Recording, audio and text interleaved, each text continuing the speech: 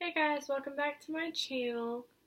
Um, Today I kind of wanted to share with y'all the story of how I got burnt.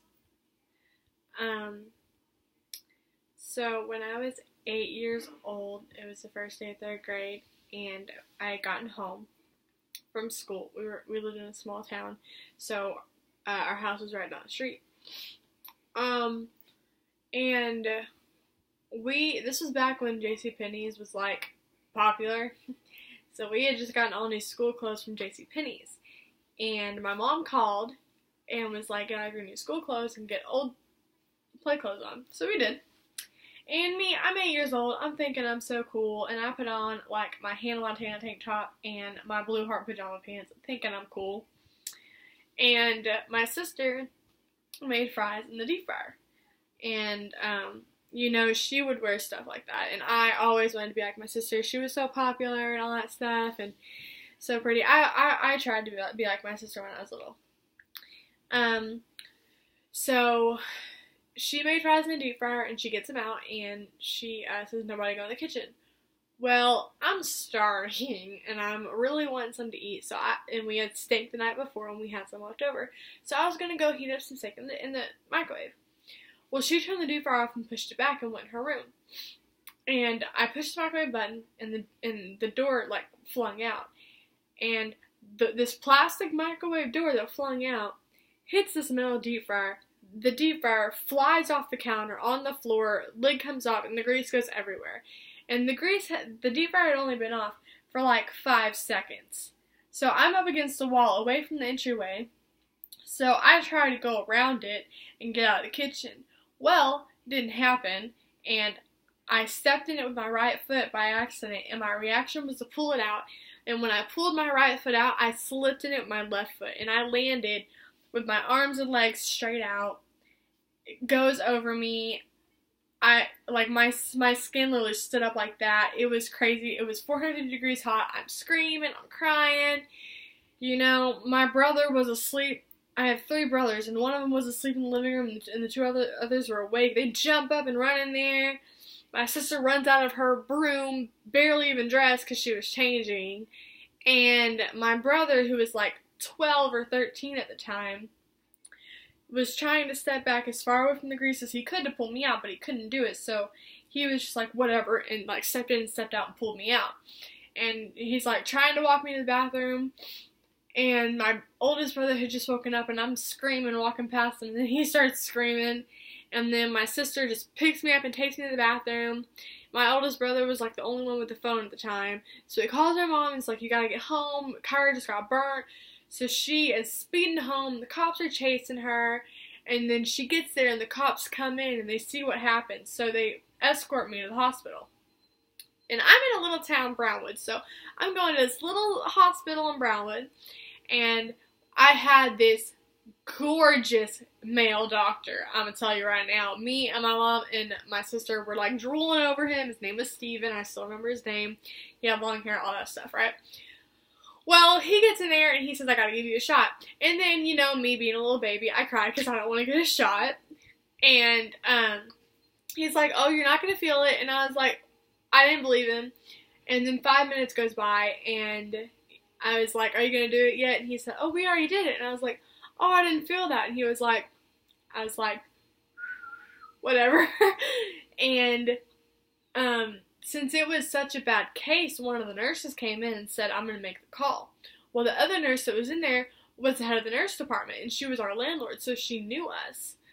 And she was like, which call? And the other nurse was like, you know the call. And then she, like, pushed her up against the wall and was like, you're not going to make the call. I know this family. If that child says it was an accident, it was an accident. And I was the only girl in the burn unit that I was in that, like, did not get a CPS case out of the entire thing. Because the girl knew us. And she knew me. And, another nurse comes in and says, this is really severe. We can't treat it here. We gotta fly her to Parkland. They have a burn unit. So they're having to fly me 3 hours away to Dallas. And my mom can't ride in the helicopter with me. They're like care flighting me. Like she can't ride in the helicopter with me because there's like a bunch of nurses and the pilot and everything. So she can't ride with me. Well, after I got up in the air, my mom was standing next to the nurse Steven, and she told me that when I was in the air, he dropped to his knees and was crying and praying that, like, Lord, please save this little girl. Because it was very severe. I had 3rd and 4th degree burns. They're very bad. And, so they knocked me out on morphine the whole time I'm flying to the hospital. So I did not get to see the pretty Dallas lights at nighttime, which I was really upset about, but whatever. So I'm knocked out the whole time, and I get there, and I'm like, is my mom here? And they said, no, she's on her way. Well, turns out, when one of the nurses gave my mom the directions, they gave her the wrong directions at first. So she's driving 3 hours, and she gets to the hospital that's not Parkland. So then she has to drive 3 hours back and get the right directions, then drive 3 hours again. So all in all, she was in the car for 9 hours till she got there. She didn't get there until like 2 a.m. in the morning. But when I got there, the nurse was like scrubbing my grass. And like I'm screaming, I'm like trying to hit her. I can't do it. It hurts so bad. And then when we were done, she was like, okay, we're done. And I was like, oh, thank God. And I'm like, I'm shivering. Can I please have a blanket? Can I please? And it took her like an hour to get me a blanket, a simple blanket. And then they bring in another nurse, and like she literally told my mom that I woke up every hour asking for my mom till she got there at 2 in the morning. So they decide that since the grease is so heavy and it's still burning, they're going to knock me out on morphine for a little bit longer. So they knocked me out. They ended up knocking me out on morphine for 4 days. But any time I made a move, a sound, or even just like a little twitch or anything, like they would come in and shoot me up with some more. And my mom was like, are y'all ever going to let her wake up? And they said, we can't yet, and we can't yet. And at one point, she was like, I can't do it, I'm waking her up. Because she's going days on end, wondering when her child's going to wake up or if they're ever going to let me wake up. And one day she was like, I'm just going to wake her up. And the nurse like had to run and stop her and was like, you can't do that. And I was like, why not? Why can't I wake her up? And the nurse said, we don't tell parents this because it makes them freak out more. But if you wake her up, the grease is so heavy and it's still burning, you can send her into cardiac arrest and she will die. And so my mom was like, oh, like I'm sitting here watching my baby knocked out on morphine, not knowing if she's okay. It was killing my mom. And, because my mom was very protective of her kids. And, sorry, that was my phone. So, they eventually do wake me up, and they said that they wake me up just to tell me I'm going into surgery. So they tell me I'm going into surgery for my fingers, my wrist, my arm, and the 2 grafts on my right foot. And they look like this, okay? So they woke me up just to tell me that. But I'm little, and they tell me that they're going to put me to sleep. And a month before, we had to put my cat down. Like, we had to put my cat to sleep because she had cancer. So I start bawling, and my mom is like, why are you crying so bad? And I was like, that's what y'all said y'all had to do with Miss Kitty. And that's my cat's name. And then my mom is like, oh no. And like, she had to tell the nurse we just had to put our cat down like that and stuff. And the nurse was like, no, you're just going to take a little nap. And so that happened. And I had the best child specialist ever. She, like, asked me what stuff do I like, and I told her, like, I like singing, I love watching iCarly, I really want to see the new Princess Protection Program movie that came out, and she literally comes to my room one day. She got me an iCarly backpack, High School Musical, like, microphone, and the movie Princess Protection Program, with like 2 matching necklaces to it. And I was like, you're the best. So I get that microphone and they're wheeling me into surgery. And I have the microphone and I'm like asking every single nurse, like, what's your name? And I like sing a song that I made up with her name in it. It was so funny. So I get there And after the surgery for my fingers, wrist, arm, and the 2 on my right foot, they said I had to stay on my back for 3 days. And I'm like, oh boy. So I had to do that, and I couldn't really go to the restroom. Like, if I had to pee, I would pee in a bucket. If I had to, like, poop, I would have to, like, sit on this thing, and my mom would have to help me. It was horrible. And then they eventually gave me this, like, catheter tube. And, like, it's where it's, like, clamped onto you, and, like, if you pee, it goes down a tube and into a bag. That is not fun. So, I'm doing that, and, like, at one point, there was a whole day, like, 2 whole days where, like, I couldn't eat anything. Like, I would just throw it up. And, like, there's no medication that they could give me to keep it down. And then they tried to make me drink prune juice, and I just threw that up. And I'm telling y'all that prune juice is the worst thing you can ever drink in your entire life. Oh, it's so gross. Prunes, too. Ugh. Nasty. And so, my mom is, like, just so I can get out of that hotel room for a while, because it's, like, driving me crazy just being in that one room. She puts me in a wheelchair, and, like, she takes me for a ride, like, you know, around the hospital. And we're doing that, and one of my nurses sees us and stops my mom, and is telling her she has to have another surgery. And my mom's like, okay. She was fine at first, and then she starts crying. And I'm like, Mom, why are you crying? And she was like, oh, nothing, baby, I just stubbed my toe. And I was like, you're lying. And she was like, no, baby, I just stubbed my toe. Well, come to find out, the nurse had told her I have to have another surgery. And it has to be on the back of my left thigh and goes up to my left buttock. But she said if that can't be done, she might lose her whole left leg. That's what made my mom cry. So, thank goodness the graft took, and thank God, but during that surgery, they gave me a pill they didn't know I was allergic to. And my face is turning rose red, and my throat is swelling up, so I have to, like, go in and dig the pill out of my mouth. It was, like, out of my throat. It was horrible. And so that happened, so they almost killed me in surgery, because the stuff I'm allergic to, my throat swells up. That's the only thing that does. It kills me. So, that happened, and, we did that, and after that surgery, they said I had to lay on my right side for 5 days. My right side for 5 days. That was horrible. I couldn't turn over onto my stomach or my back or anything. It was really horrible. Like, I could not believe this happening to me. So, I go in for surgery, and I come back out, and my mom had rearranged the entire hospital room. Like, she rearranged the bed, the TV, like, everything to where I could see everything. And props to my mom. I was in the hospital for 48 days. She slept in a chair all 48 days. Props to my mom for doing that. They couldn't bring another hospital bed in there or whatever, so, like, my mom literally, and the chair didn't recline or anything, it was just a straight up chair, and she slept in that thing, sat in that thing all day, every day, for 48 days. Props to my mom, best woman alive.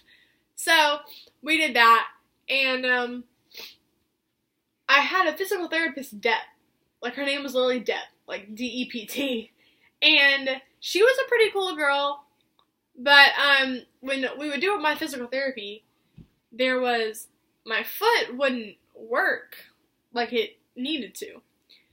And so they said, well, you know, you were burnt on both your feet. Only one was real severe, but you were still burnt on both of your feet. You're gonna have to learn to walk again. I was like, huh? Like, you're telling me I had to learn to walk all over again like I'm a baby? And they were like, yes. And I was like, are you kidding me? I was like, why is this happening to me? I started crying. So I was like, this is ridiculous, but whatever. So the day I started to try to walk again, I'm crying. It hurts real bad. And my mom had to go down like 3 floors and she could still hear me crying because it hurt so, like, I was screaming. But after a few days, I got the hang of it. It was okay. And they had these, like, special shoes, like, to help you walk again for people with burnt feet. Well, I'm 8 years old. I don't even know why, but I go into this room where I see a grown man, and he's laying down, and I'm like, why are you laying down? And he's like, both my feet are burnt and I can't walk. So I'm like, well, I'm 8 years old and both my feet are burnt and I'm up walking. And I was like, get up and walk. Being all sassy, don't know why. And then I go into another room and it's the same thing. It's another guy, both of his feet are burnt, everything. And so I tell him the same thing. And the very next day, my nurse wants my mom to bring me out into the hallway and talk to my nurse. So she brings me out, and he says, look over there, and I look, and I was like, hey, I talked to those 2 guys yesterday. He was like, yeah, they wanted me to let you know that you were the reason that they're up walking. And I was like, wow, okay, real cool. So that was cool that happened.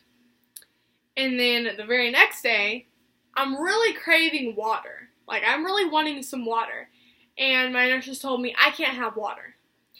And they said, you know, burn victims, that's the one thing that they crave, and it's the one thing that like, they can't have. Because when you get burnt, apparently you have potassium that's leaking out of you, and if you drink water, it's going to leak out more, and you need that potassium. So you can't have water, and that's the one thing that you crave. So all I could drink in the hospital was, like, cans of Sprite, like milkshakes, all this stuff, and I would drink like 5 liquids, and I would tell my mom I still want water, and I couldn't have it. My mom had to go down like 3 floors and take a shower because there was no hot water on the burn unit. There wasn't coffee either, because a lot of babies have been burned by hot water, and a lot of little kids, coffee had been poured on them by accident, so there's no hot coffee. There's nothing hot on the burn unit. And the one, like, the most, like, how you can get burned, how little kids get burnt the most is of ramen noodles. Because you put it in the microwave and then you take it out, and a lot of them will try to drink the juice or whatever, and it'll dump on them. So, like, and it's so hot it burns them. And so, after 48 days, and people coming and seeing me, and people bringing me gifts and all that stuff, I'm told I can go home. Thank God. So, we get everything in the car. Whole back, like 2 back seats are filled of stuff. And we go to Burger King for lunch on the way home, and I almost fall. I'm, like, still in bandages, and I look like I'm, like, paralyzed from head to toe because I'm all in white bandages, and I'm wearing these, like, special shoes to still help me walk, because I still could not walk on my own yet. And my mom had to, like, help me by my arm and stuff.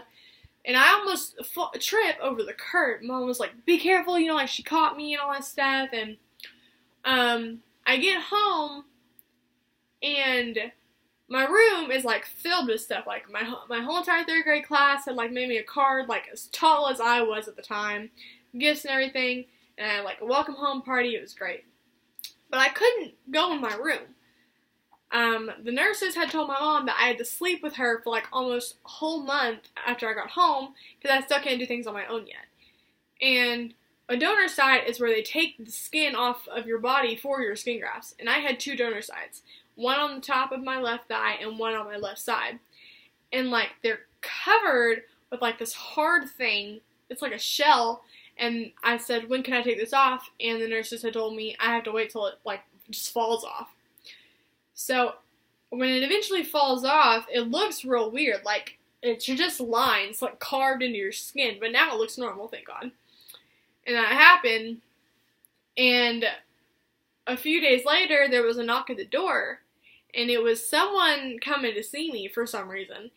And I'm trying to walk over to the door, and I get to the door, and I'm in shorts and a tank top, and I have a bandage all on this arm and a bandage all on my leg and on my foot, and it was my mom's, like, they weren't dating yet, but it was her boyfriend.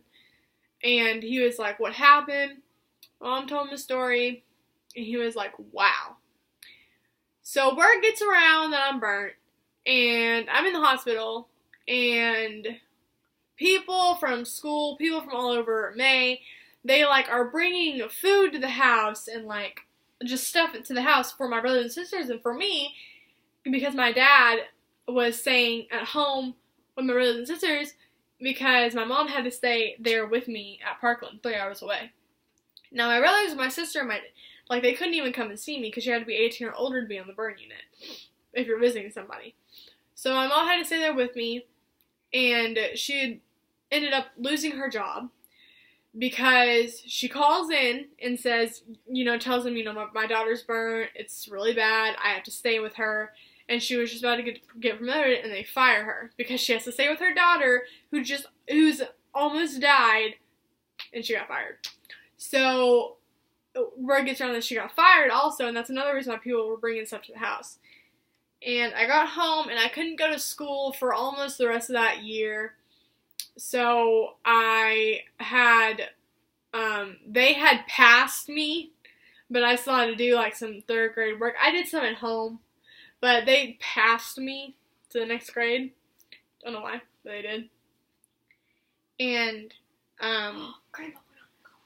the reason why I twitch, like with my eyes, and, you can't see it, but I have white spots on my teeth, is because of all the morphine that they gave me in the hospital. They gave me so much, and that is the side effect of that. So if you see me in my videos and I'm twitching or whatever, that's the side effect because of all the morphine that they gave me in the hospital. Now, that is a story of me being burnt. I wanted to share that with y'all because I want to let y'all know that, why I have these scars. If you were ever wondering, if you see them in the video, like, what are they? Now you know. And also, bullying is, like, so bad right now. And I'm totally against bullying. I was bullied for my scars, and as I've gotten older, I kind of, what I say, I go to a burn camp. It's called, Camp I Thonka Chee. You'll see me wearing a lot of these shirts, and it's for burn survivors. And there are people there that are burnt way worse than I am. That, there's people burnt everywhere. People burnt just on their face or just on their legs or whatever. But that doesn't change who you are. You're still a person. You're still a human. And it shouldn't define who you are. Your scars is who have made you what you are today. And what I like to say about me and people at my burn camp is that we're all beautifully broken. So if you have scars, if it's from cutting, or if it's from an accident you've been in, or a bike wreck, or just a fight you've been in, or whatever, that's what makes you who you are today. You're beautifully broken. And if you get made fun of because of your scars, it's because the people that are making fun of you because of your scars, it's because they're jealous that they don't have a cool story to tell like you do. So I wanted to let y'all know that because I am very against bullying. And I've been bullied. I still get bullied, Yeah, I'm still in high school, but I still get bullied. But, oh well, so be it. I just kind of like brush it off.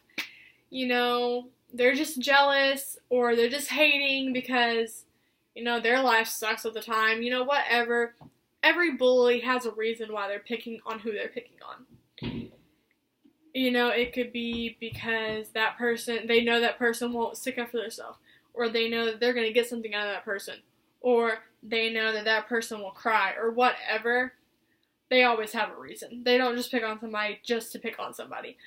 So they have a reason, and it's usually a stupid reason. They never have a legitimate reason. It's either stupid, sad, or they're just in a bad mood and want to take it out on somebody who they know they can't take it out on. So I just want to let y'all know that, no matter the number of scars you have or whatever, you're still beautiful. And there's a lot of people that think they're not going to find someone nowadays. Let me tell you, There's someone out there for everybody. I believe that. You might not find them while you're in high school. You might not find them when you're in your 20s. You might find them when you're in your 30s or your 40s. You know? But there's someone out there for you. And if you're in a relationship with somebody who doesn't treat you how you're supposed to be treated and doesn't give you the world like you deserve, you need to be with that person. Me, right now, I'm in a relationship with someone from my burn camp. I've known him for 8 years. He's the best guy I could possibly imagine. And it's long distance, but you know what? Long distance is fine. Me personally, us both personally, we think that long distance is better because the first time you see each other, that moment is so special. But I want to let y'all know there's someone out there for you. If you have scars, embrace them. You know, flaunt it. Tell your story. It's pretty interesting. You know, everyone has a story to tell. Nobody's perfect. And not everybody's life is a fairy tale. And you know, we've all got a story to tell, and we should tell it. We should have our voices be heard. So, that's my story. I have plenty more stories also, just so y'all know. But that's my story for today of how I got burnt. I hope y'all liked it. If y'all like this video, please like and subscribe, and drop in the comments down below, like, questions you want me to ask, or other stories you want me to tell. I will answer all of them, like, totally honestly. So, send me questions, send me song suggestions, you know, whatever, and I will see you guys later.